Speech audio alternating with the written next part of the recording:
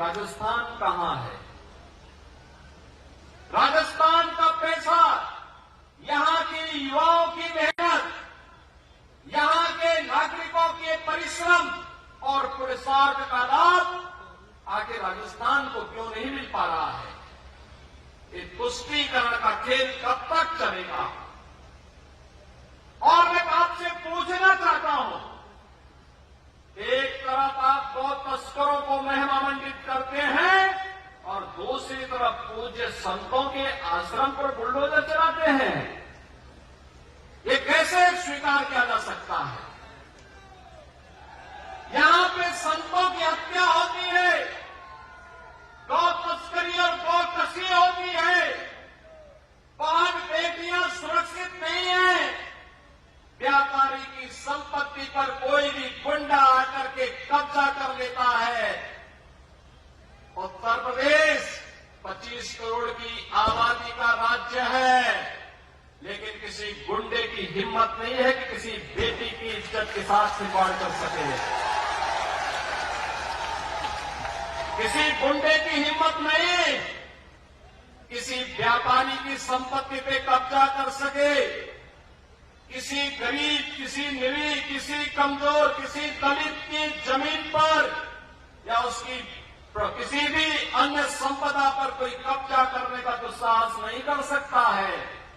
अगर करेगा तो पीछे से बुलडोजर उसको रौंद करके ठीक कर देगा।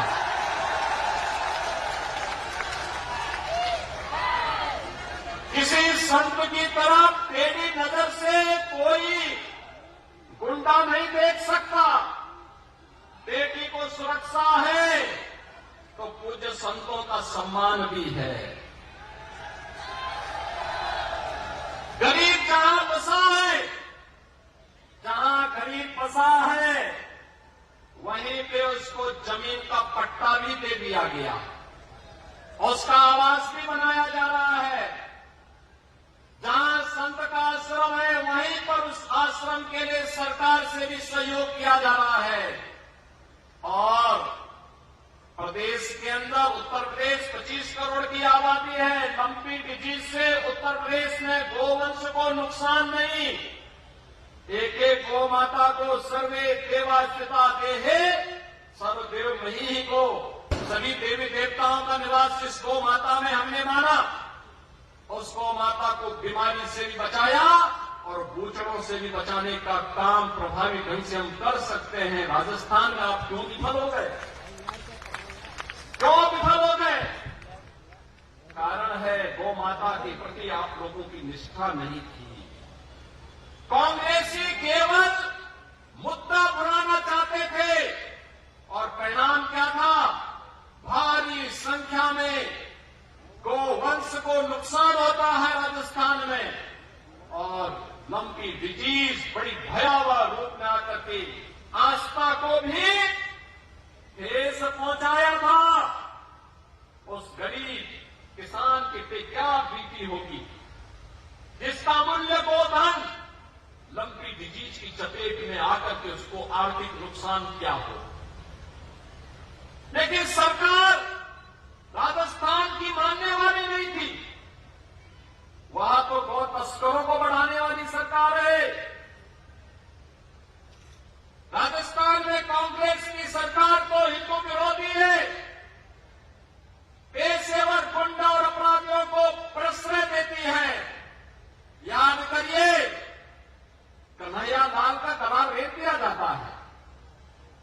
यूपी में कोई घटना को अंजाम देता तो अब तक क्या अंजाम होता, इसका परिणाम हर व्यक्ति जानता है। लेकिन राजस्थान में लगता है सरकार की रीढ़ ही नहीं, एक रीढ़विहीन सरकार किस तरीके से यहां पर अत्याचार को, अनाचार को, गुंडागर्दी को, अव्यवस्था को प्रश्रय दे रही है, इसके नमूने हैं पूज्य संतों का।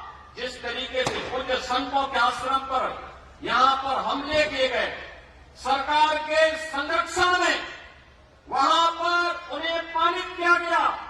इस तरीके से बेटियों के साथ जो व्यवहार यहां पर हुआ, ये क्या दिखाता है? भाइयों बहनों, आज इसीलिए आप सबसे हम कहने के लिए आए हैं, तिजारा विधानसभा चुनाव शुरुआत हो रही, प्रचार की शुरुआत हो रही है। और मुझे ये भी बताया गया है कि तिजारा विधानसभा क्षेत्र में कांग्रेस जिस व्यक्ति को भेजी है वो अपने बारे में बड़ी बड़ी उपमाएं लगाता है। हमने भी सुना है, भाइयों बहनों, तालिबान का उपचार तो बजरंग बली की गदा ही है।